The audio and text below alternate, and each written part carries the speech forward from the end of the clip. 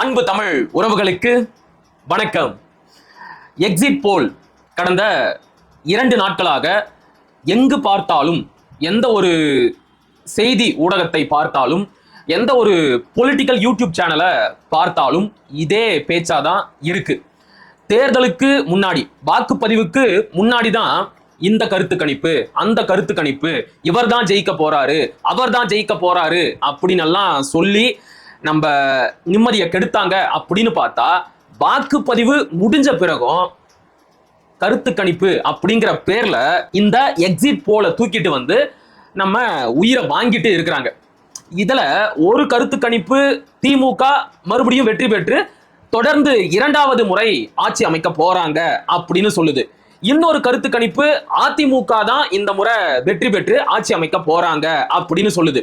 இன்னொரு கருத்து கணிப்பு தாவேகா தான் வெற்றி பெற்று ஆட்சி அமைக்க போறாங்க அப்படின்னு சொல்லுது.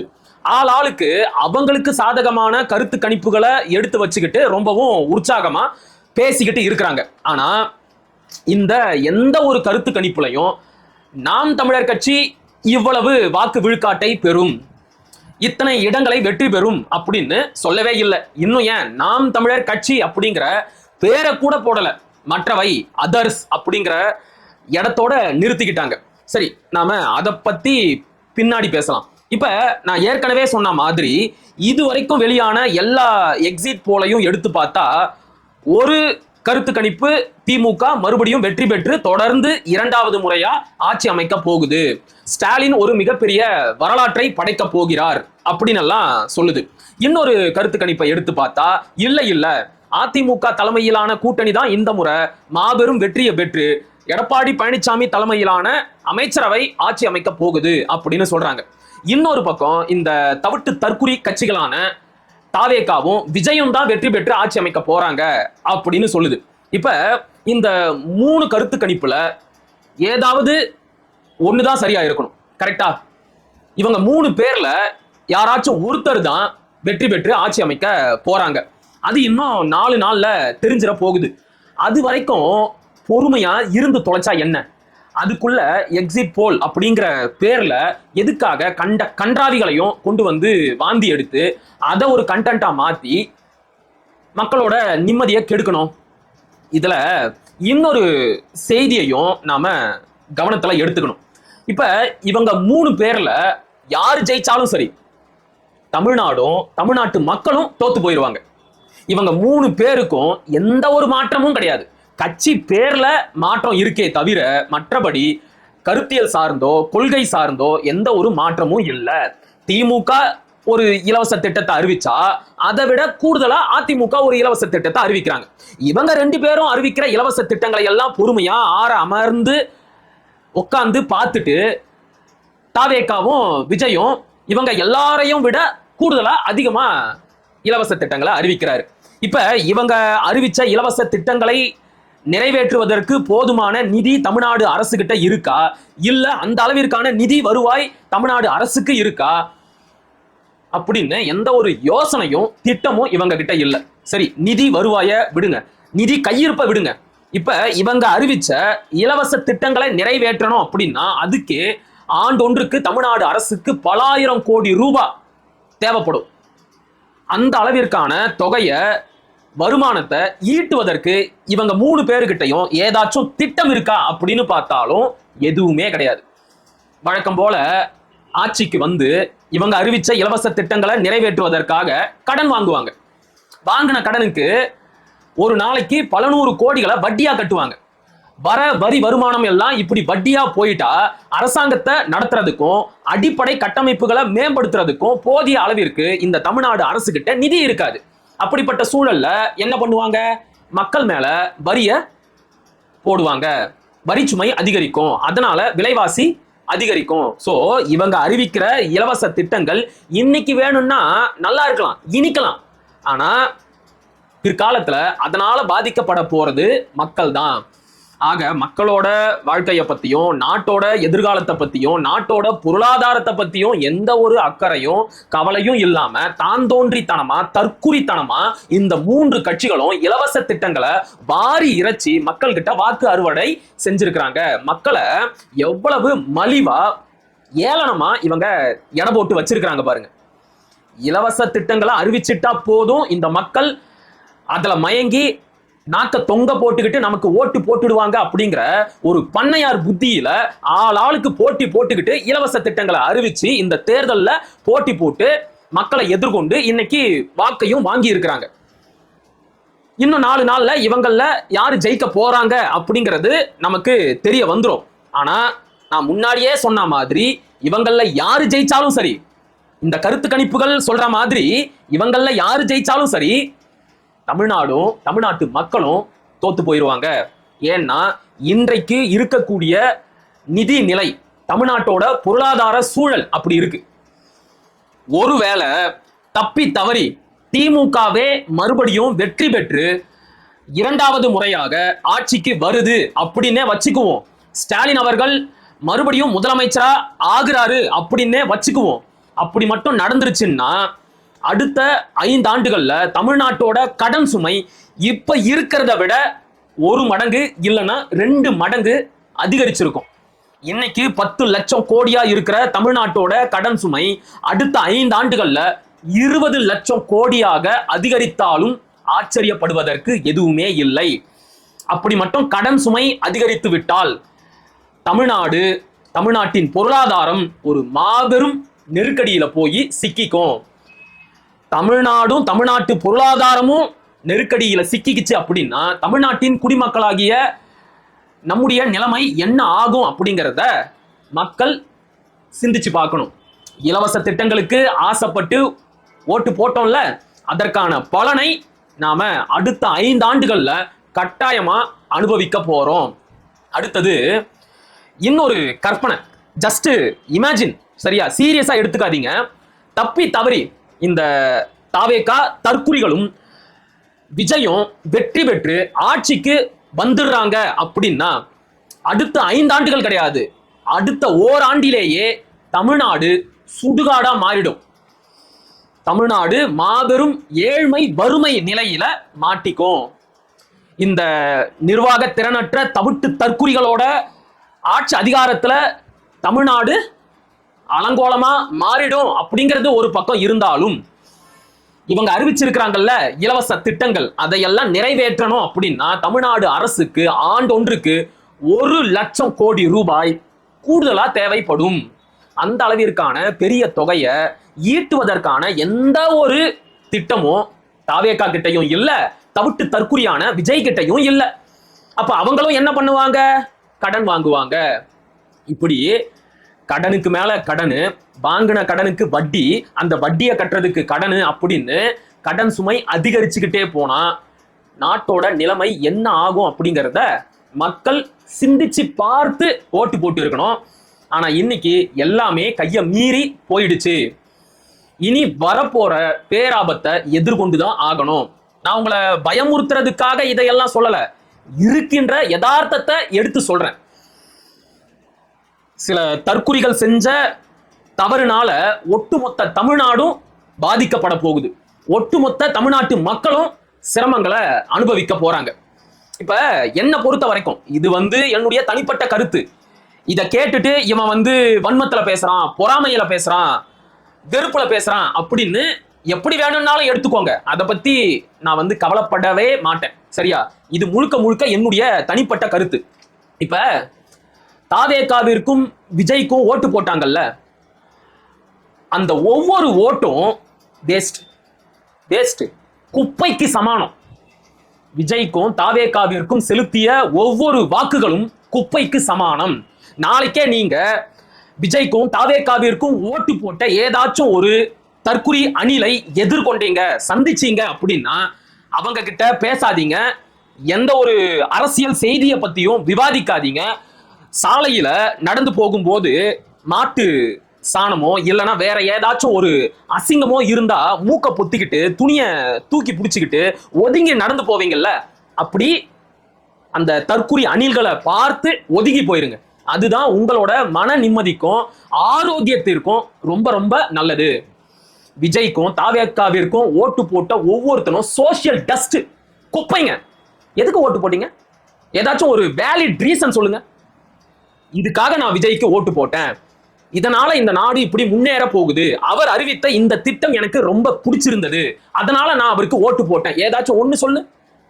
விஜய பிடிக்கும். ஏண்டா இதுக்கெல்லாம் யாராச்சும் ஓட்டு போடுவானா? நீங்கெல்லாம் எந்த காலத்துல வாழ்ந்துகிட்டு இருக்கிறீங்க?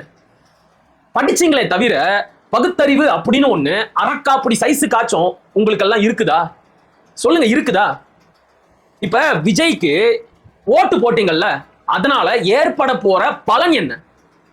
ஒருவேளை அந்த தவிட்டு தற்குறி வெற்றி பெற்று ஆட்சிக்கு வந்துருச்சு அப்படின்னா, நான் ஏற்கனவே சொன்ன மாதிரி இந்த நாடு அடுத்த ஓராண்டுல சுடுகாடா போயிடும். இல்ல எந்த ஒரு இடத்துலயும் விஜயும் தாவேகாவும் வெற்றி பெறல, ஆனா கணிசமான அளவிற்கு வாக்கு வங்கியை மட்டும் பெற்று இருக்கிறாங்க அப்படின்னாலும் அதனாலையும் எந்த ஒரு பயனும் இல்ல. இப்ப விஜய்க்கு 10, 15 இல்ல வேணாம் 20 விழுக்காடு வாக்கு வங்கி கிடைச்சிருச்சு அப்படின்னா அதை வச்சு அவரு என்ன செய்ய போறாரு? ஐயோ, மக்கள் நமக்கு இவ்வளவு பேர் ஓட்டு போட்டு இருக்கிறாங்களே, நாம அவங்களுக்காக நிக்கணும், அவங்களுக்காக போராடணும், இதுக்கப்புறம் நாம களத்துக்கு மக்களோட மக்களா நின்று அவங்களுக்கு தோள் கொடுத்து அவங்களோட கோரிக்கைக்காகவும் தேவைகளுக்காகவும் போராடணும், களத்துல இறங்கி அரசாங்கத்தை எதிர்த்து கேள்வி கேட்கணும் அப்படின்னு வீட்டை விட்டு பனையூரை விட்டு வெளியே வர போறாரா? சொல்லுங்க. ஒண்ணுமே கிடையாது. தேர்தல் நேரம் பரப்புரைக்கு கூட அந்த யோகிய சிகாமணி வெளியே வரல. பரப்புரைக்கு அனுமதியை வாங்கி வச்சுக்கிட்டு மட்டம் போடுறாரு, லீவ் அடிக்கிறாரு. இப்படிப்பட்டவனை நம்பி ஓட்டு போட்டு இருக்கிறீங்களே, அந்த வாக்கு வங்கியை வச்சுக்கிட்டு அவர் என்ன செய்ய போறாரு? ஒண்ணுமே பண்ண மாட்டாரு. அடுத்த 5 ஆண்டுகள் வீட்டுக்குள்ள படுத்து தூங்குவாரு, இல்லைன்னா அடுத்த படத்துக்கு கதையை கேட்டுட்டு நடிக்க போயிருவாரு.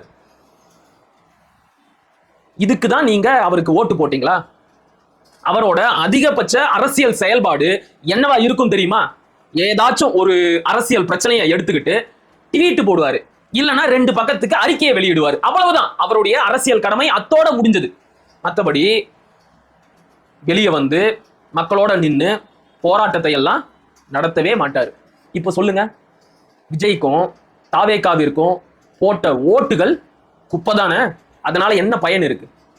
எல்லாத்தையும் விட விஜய்க்கும் தாவேகாவிற்கும் ஓட்டு போட்ட அத்தனை பேரும் இந்த தமிழ்நாட்டிற்கு துரோகம் செய்தவர்கள், தாய் நாட்டை காட்டி கொடுத்தவர்களுக்கு இணையானவர்கள். ஏன் தெரியுமா? ஒரு மாபெரும் அரசியல் மாற்றம் ஏற்பட வேண்டிய சூழலை கெடுத்து குட்டிச்சோராக்கி வச்சிருக்கிறீங்க. உங்களை எல்லாம் என்ன பண்றது? நீங்க பண்ண ஒரு தப்புனால நாங்களும் சேர்ந்து அடுத்த 5 ஆண்டுகள் தண்டனையை அனுபவிக்கணும். இப்ப நாம் தமிழர் கட்சியை பற்றிய கணிப்புகளுக்கு வருவோம்.